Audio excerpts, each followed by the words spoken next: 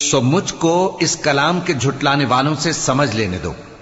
ہم ان کو آہستہ آہستہ ایسے طریق سے پکڑیں گے کہ ان کو خبر بھی نہ ہوگی، اور میں ان کو مہلت دیے جاتا ہوں، میرا داؤں بڑا مضبوط ہے. اے نبی، کیا تم ان سے کچھ معاوضہ مانگتے ہو کہ ان پر تاوان کا بوجھ پڑ رہا ہے، یا ان کے پاس غیب کی خبر ہے کہ اسے لکھتے جاتے ہیں؟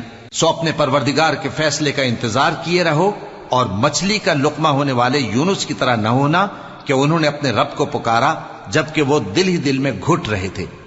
اگر ان کے پروردگار کی مہربانی ان کو نہ سنبھال لیتی تو وہ چٹیل میدان میں ڈال دیے جاتے مذموم حالت میں.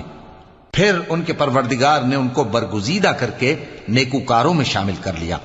اور کافر جب یہ نصیحت کی کتاب سنتے ہیں تو یوں لگتے ہیں کہ تم کو اپنی نگاہوں سے پھسلا دیں گے، اور کہتے ہیں کہ یہ تو دیوانہ ہے. اور لوگوں، یہ قرآن